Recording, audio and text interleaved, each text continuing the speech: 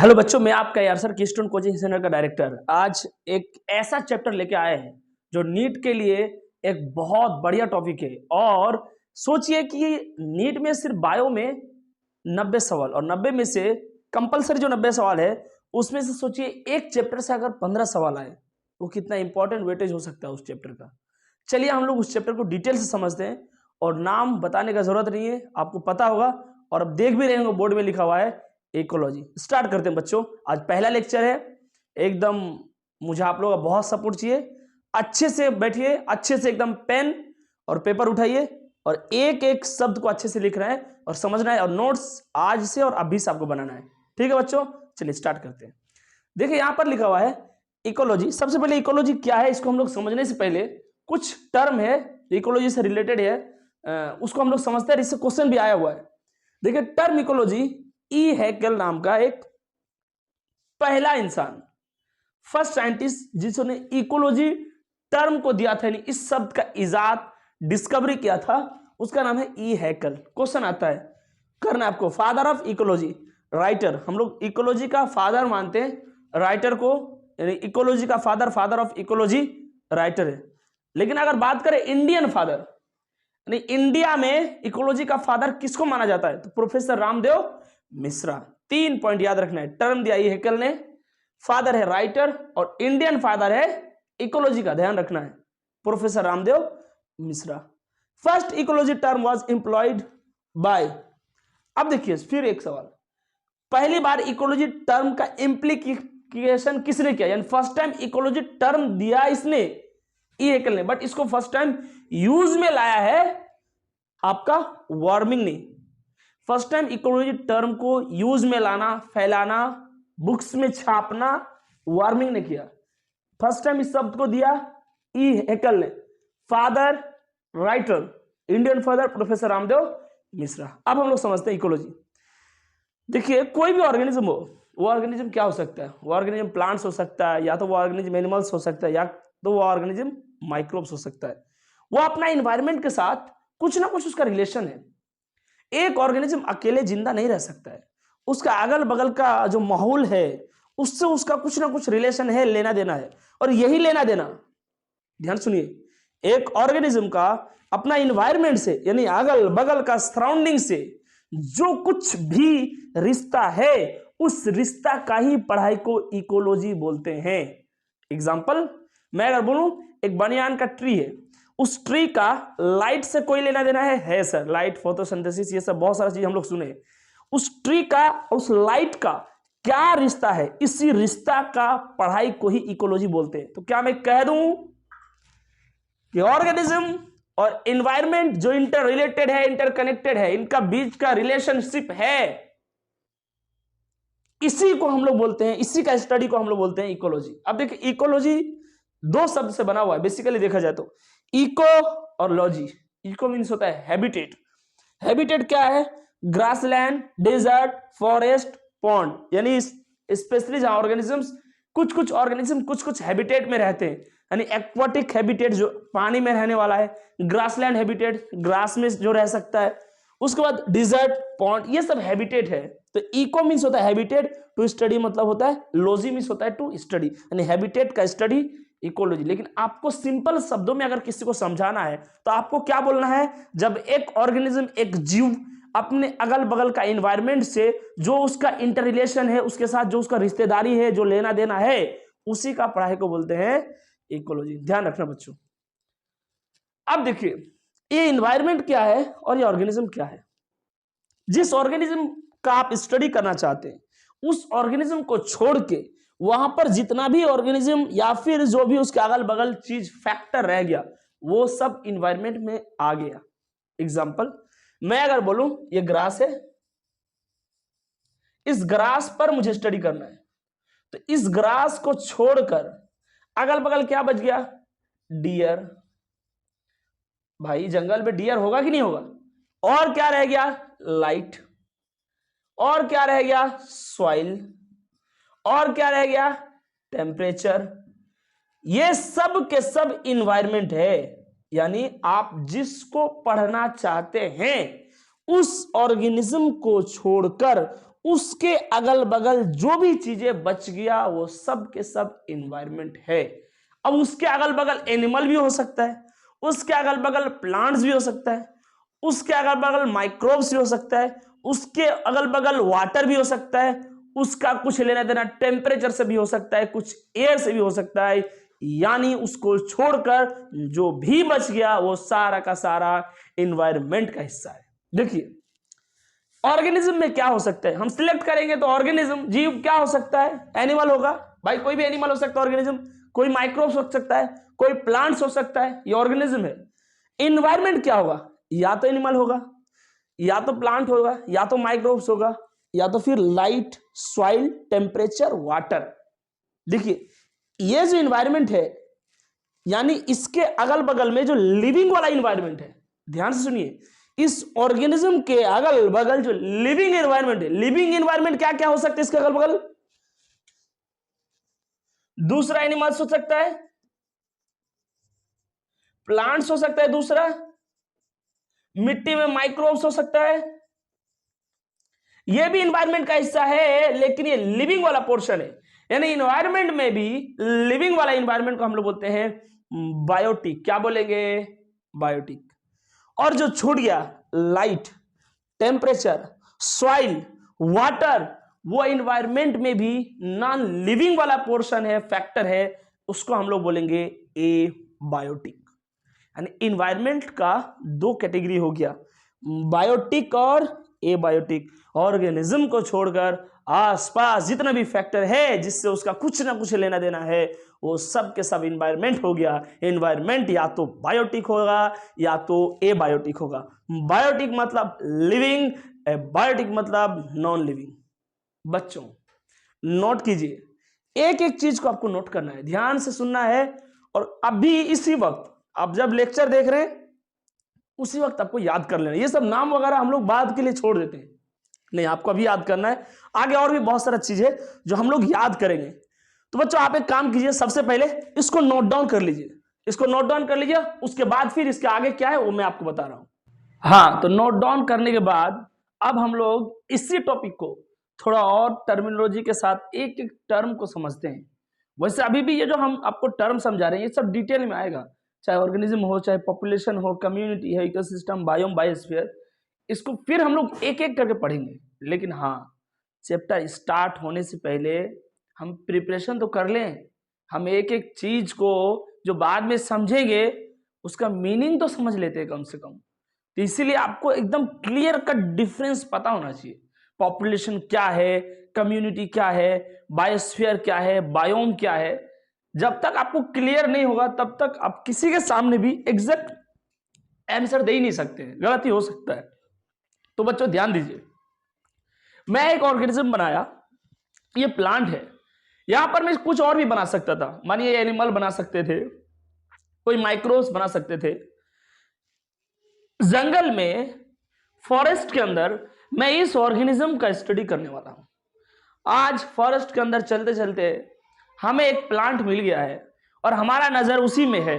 Plant बहुत सारा है लेकिन उस प्लांट को हमें स्टडी करना है, उस प्लांट को समझना है, वो हमारे लिए बन गया ऑर्गेनिज्म। क्या बन गया, ऑर्गेनिज्म। चलिए देखते हैं इसका किस किस से क्या क्या लेना देना है, किस किस के साथ ये इंटरेक्ट करते हैं, किस किस के साथ ये रिलेशनशिप बनाए हुए हैं।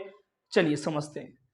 सबसे पहला, क्या इस ऑर्गेनिज्म का, क्या इस प्लांट का कोई और दूसरा प्लांट से कुछ रिलेशन है? क्या रिलेशन है? अगर इस प्लांट के अगल बगल बहुत सारा प्लांट होगा, हो सकता है इसको मिनरल्स और वाटर लेने में प्रॉब्लम हो। ऐसा हो सकता है, नहीं हो सकता है? हो सकता है। मतलब दूसरा प्लांट से भी इस पर प्रभाव आता है, इफेक्ट करता है, यानी दूसरा प्लांट का भी इस प्लांट में असर है। क्या इस प्लांट का किसी एनिमल से लेना देना है? कोई बड़ा जिराफ आएगा, इस प्लांट को खा जाएगा, ये उसका पेट में चल जाएगा, इसको डिस्टर्ब कर देगा, इसका प्रोडक्टिविटी घटा देगा। यानी इस प्लांट का किसी एनिमल के साथ भी रिलेशन है, ये प्लांट किसी एनिमल के साथ भी इंटरेक्ट करता है। अगर बात करूं माइक्रोब्स का, क्या इस प्लांट का माइक्रोब्स से लेना देना है?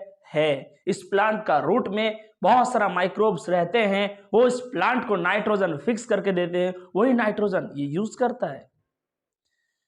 इसके पत्तियां या फिर लीव्स कह दूं, जब ये नीचे गिर जाता है उसको सड़ा गला के फिर से दोबारा उससे न्यूट्रिएंट निकाल के माइक्रोब्स दोबारा इसको यूज करने देता है।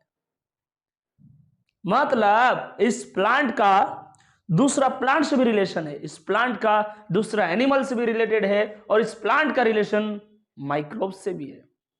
अगर इस प्लांट को मैं ऑर्गेनिज्म मानूं तो हमारा एनवायरनमेंट है, और इन्वायरमेंट में भी ये बायोटिक वाला पोर्शन है, यानी इन्वायरमेंट में भी लिविंग वाला पोर्शन को बोलेंगे हम लोग बायोटिक। अब देखिए इस प्लांट का प्लांट के साथ रिलेशन है, इस प्लांट का एनिमल के साथ, इस प्लांट का माइक्रोब्स के साथ, ये तो हम समझ गए, लेकिन क्या इस प्लांट का लाइट के साथ कोई रिलेशन है? सर लाइट है तो फोटोसिंथेसिस है, फोटोसिंथेसिस है तो प्लांट्स का फूड है, प्लांट्स का फूड है तो प्लांट का ग्रोथ है, प्लांट का ग्रोथ है तो प्लांट का बायोमास है। यानी प्लांट लाइट के ऊपर भी निर्भर करता है, और लाइट और प्लांट का भी एक रिलेशन है। लाइट कम होगा, प्लांट का हो सकता है प्रोडक्टिविटी कम हो। समझ रहे हैं आप? क्या इस प्लांट का टेम्परेचर से लेना देना है? इस प्लांट का एक ऑप्टिमम टेम्परेचर होगा, एक बेस्ट टेम्परेचर होगा। इस प्लांट एक ऐसा टेम्परेचर पे ज्यादा काम करता है जो टेम्परेचर इसके लिए ऑप्टिमम है। हो सकता है हम टेम्परेचर कम करेंगे, हद से ज्यादा करेंगे, इस प्लांट को प्रभाव पड़ेगा कि नहीं पड़ेगा?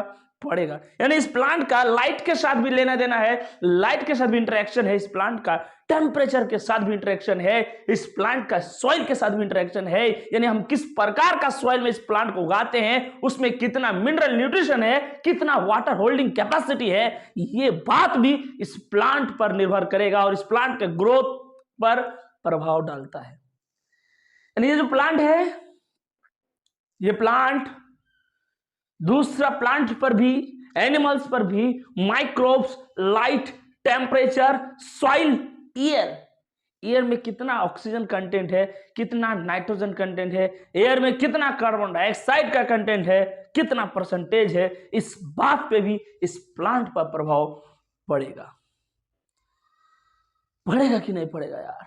पड़ेगा। और वाटर का तो डायरेक्ट लॉजिक आपको समझ में आता होगा कि वाटर का सीधा इफेक्ट, सीधा प्रभाव हम प्लांट में देख सकते हैं। अरे होगा कि नहीं होगा यार? तो वो वाला पोर्शन, इन चीज पर भी प्लांट निर्भर कर रहा है, इस पर भी हमारा ये ऑर्गेनिज्म निर्भर है और इन चीजों पर भी निर्भर है। लेकिन डिफरेंस ये है कि ये सब के सब ए बायोटिक फैक्टर है, ए बायोटिक है, नॉन लिविंग फैक्टर है, और ये लिविंग फैक्टर है, ये भी इनको प्रभाव डालता है, वो भी डालते हैं। वो नॉन लिविंग है और ये लिविंग है। ये ऑर्गेनिज्म, इस ऑर्गेनिज्म को छोड़कर हमारा सराउंडिंग में जितना भी चीज से ये इंटरेक्ट करता है, वो सब के सब सराउंडिंग के चीज एनवायरनमेंट हो गया। चलिए अब देखिए, आपको पता है स्मॉलेस्ट यूनिट या फिर smallest functional and structural unit of living system, living organism का, जीव का सबसे छोटा, अगर हम माने रचनात्मक और क्रियात्मक यूनिट को हम लोग सेल कहते हैं, कोशिका कहते हैं। ग्रुप ऑफ सेल मिलके टिश्यू का फॉर्मेशन करता है और ये टिश्यूज ऑर्गन बनाते हैं।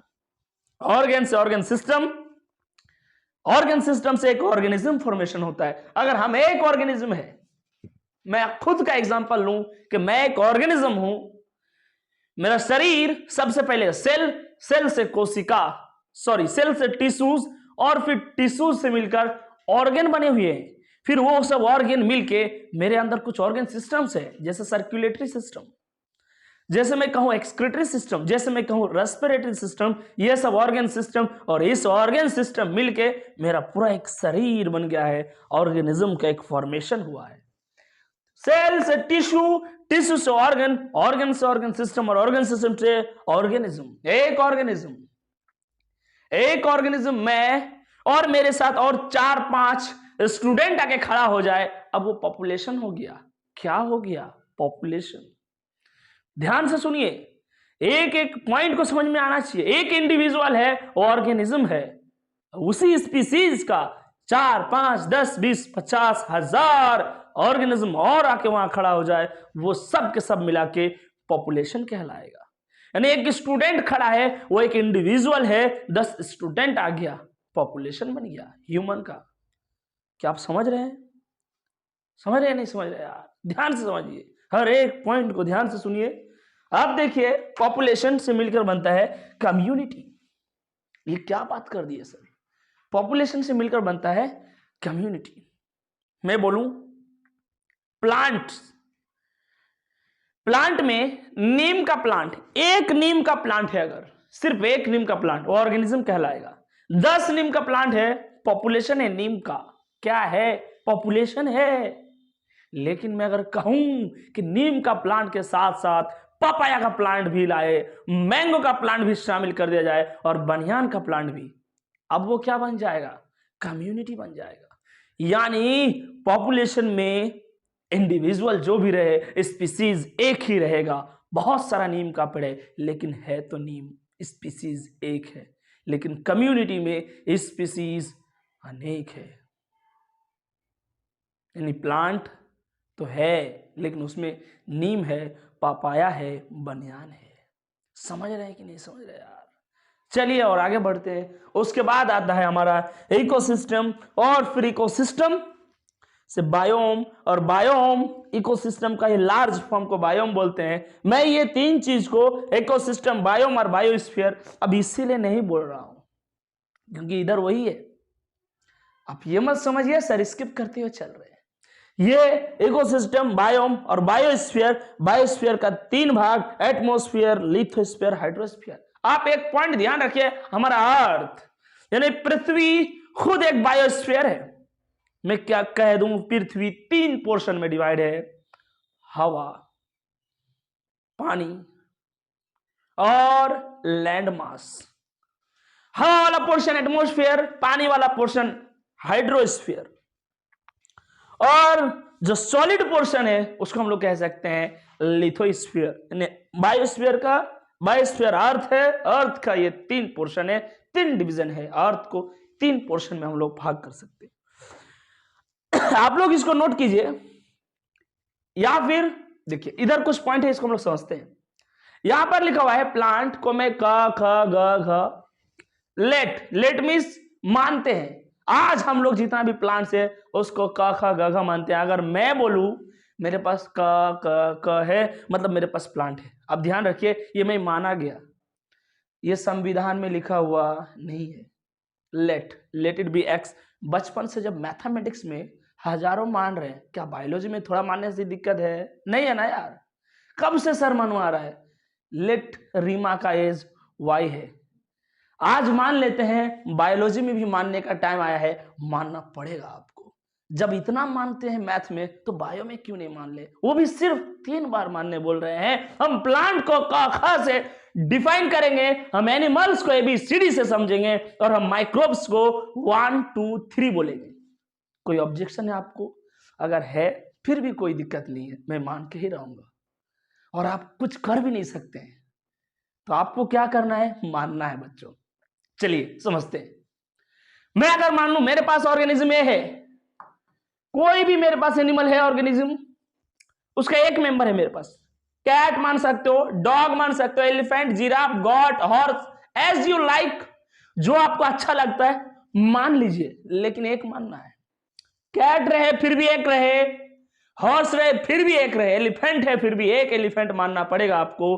काव मान रहे हैं तो भी एक ही काव मानना पड़ेगा। ऑर्गेनिज्म का बात चल रहा है, इंडिविजुअल, वो भी सिंगल इंडिविजुअल का बात चल रहा है। मैं एक इंडिविजुअल किसी भी स्पीसीज का उठा लिया, मानते हैं आप। अगर मान गए इसको डॉग, तो मैं भी मान रहा हूं ये डॉग है। चलिए आसानी करने के लिए एक ही चीज मानते हैं ताकि आंसर सेम आए।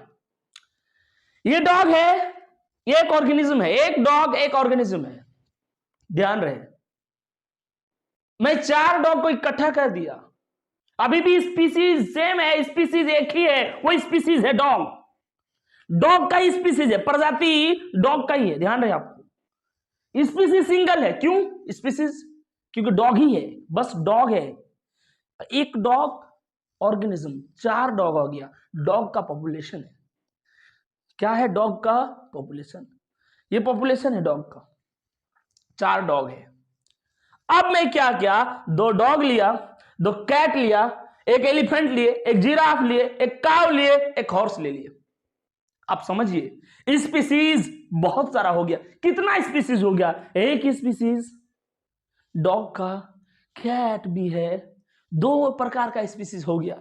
ये देखे 3 4 5 6 प्रकार का स्पीसीज हो गया। यानी यहां स्पीसीज का संख्या बढ़ गया। यहां अगर 1000 कैट भी लेते, सिंगल स्पीसीज का यहां होना जरूरी है पॉपुलेशन के लिए, लेकिन हम यहां स्पीसीज बहुत सारा कर दिए। डॉग भी लिए हैं, कैट भी लिए हैं, हॉर्स भी लिए हैं। अब ये पॉपुलेशन नहीं कहलाएगा, अब ये कहलाएगा कम्युनिटी। क्या कहलाएगा? कि मैं स्पेशल नाम कह दूं। अगर यहां पर देखा जाए तो मैं इसको एनिमल कम्युनिटी कह सकता हूं, क्योंकि डॉग हो, चाहे हॉर्स हो, चाहे कैट हो, ये सब के सब एनिमल्स के मेंबर है, तो मैं इसको एनिमल कम्युनिटी कह सकता हूं। अगर मैं यहां पर बनियान बोलूं, मैंगो बोलूं, पपाया बोलूं, गुआवा का पेड़ बोलूं, फिर वो प्लांट का कम्युनिटी हो जाएगा। इसी प्रकार माइक्रोबियल कम्युनिटी भी होता है। अरे यार, आ रहा है कि नहीं आ रहा है? मुझे पूरा यकीन है आप लोग को आ रहा है। एक एक पॉइंट ध्यान से सुनिए। अब कम्युनिटी से बन जाता है इकोसिस्टम। यहां तक, यहां से डेफिनेशन क्या है? एक इंडिविजुअल है, एक ही स्पीसीज है, बहुत सारे इंडिविजुअल है, या मैनी स्पीसीज आ गया। यहां तक लिविंग का ही बात चल रहा था। अब अगर मैं बोलूं कम्युनिटी में जो ऑर्गेनिजम्स है, जो स्पीसीज है, अगर वो एबायोटिक फैक्टर के साथ रिलेशन बना रहा है, अब उस एबायोटिक फैक्टर को मैं ऐड कर दिया, वो इकोसिस्टम बन गया। यानी यहां तक एबायोटिक फैक्टर था ही नहीं, सिर्फ लिविंग फैक्टर था। अब यहां फर्स्ट टाइम इकोसिस्टम में जब बायोटिक और एबायोटिक का इंटरेक्शन होना स्टार्ट हो गया, इकोसिस्टम कहूंगा। मेरा सवाल आपसे है, क्या एक ऑर्गेनिज्म कभी भी रह सकता है? नहीं रह सकता है। मैं यहां पर खुद एग्जिस्ट कर ही नहीं सकता हूं। मेरा इंटरेक्शन 24 घंटा एयर से है, मेरा इंटरेक्शन 24 घंटा लाइट से है, मैं टेम्परेचर के साथ भी डिफाइंड हो सकता हूं। मैं यहां कहीं ना कहीं बहुत सारा चीज से जुड़ा हुआ हूं। डेफिनेशन के लिए, सोचने और समझने के लिए और समझाने के लिए इन सब चीजों का हमें हेल्प लेना पड़ता है। लेकिन ना ही इस पृथ्वी में एक सिंगल इंडिविजुअल एग्जिस्ट कर सकता है, ना ही पॉपुलेशन और ना ही स्पीसीज बहुत सारा भी।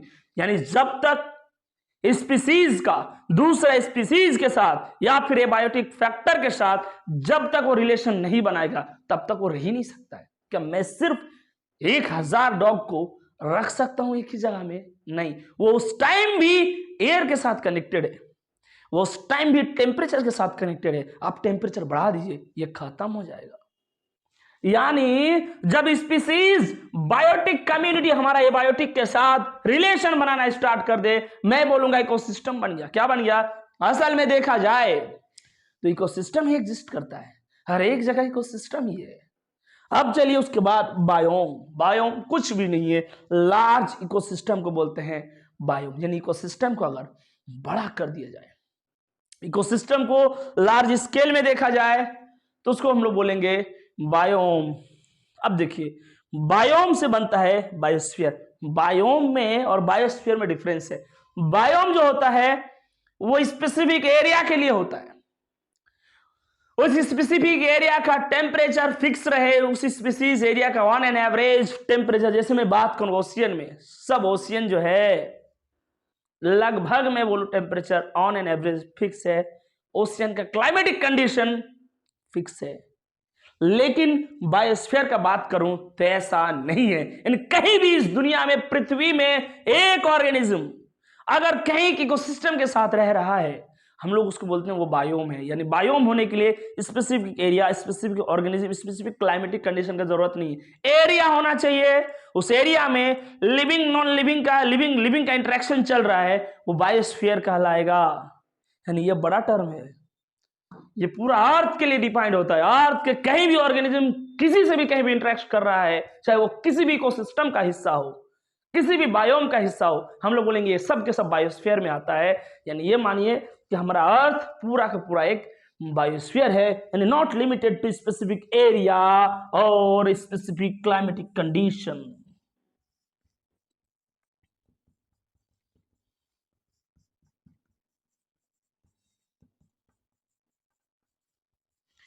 ये ना ही किसी स्पेसिफिक एरिया से रिलेशन है इसका, ना ही इसके लिए कोई स्पेसिफिक क्लाइमेटिक कंडीशन होना चाहिए, कहीं भी हो बायोस्फीयर है। अब देखिए हमारा अर्थ अगर बायोस्फीयर है तो फिर हम अर्थ को 3 पोर्शन में डिवाइड कर सकते हैं।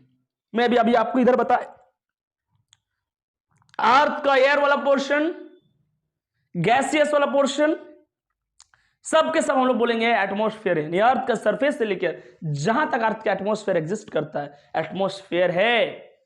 अर्थ का वाटर वाला पोर्शन हाइड्रोस्फीयर और सॉलिड पोर्शन लिथोस्फीयर। बच्चों अभी भी अगर कोई डाउट है तो फिर उसके लिए अब एक ही सॉल्यूशन है, वो है आपका कमेंट बॉक्स। वहां पर क्वेश्चन डालिए, जवाब देने के लिए मैं तैयार हूं। और सिर्फ आपको मैं पढ़ाऊंगा नहीं, समझाऊंगा। आपको मैं एक एक चीज का डिटेल में समझाने का प्रयास करूंगा ताकि उसका कॉन्सेप्ट आपका हमेशा हमेशा के लिए क्लियर है। और पढ़ना ऐसा है ताकि हम दूसरे को भी बता पाए। ठीक है बच्चों, आप इसको नोट कीजिए और नोट करने के बाद नेक्स्ट लेक्चर के लिए नोट्स को रिवाइज रखिए। और आपको मैं बता दूं ये बहुत इंपॉर्टेंट टॉपिक है। इस टॉपिक से सवाल हर बार आते हैं और बहुत ज्यादा आते हैं, 15 सवाल 20 सवाल तक आ जाते हैं। आपको क्या करना है, आपको करना यही है, अच्छे से बस पढ़ना है। बस फिर 15 सवाल टक टक टक आराम से बन जाएगा, कोई टेंशन नहीं है। नीट के लिए 15 सवाल कितना इंपॉर्टेंट है, आप लोग तैयारी कर रहे हैं, आपको बहुत पता है। ठीक है बच्चों, थैंक्स, नोट कर लीजिए।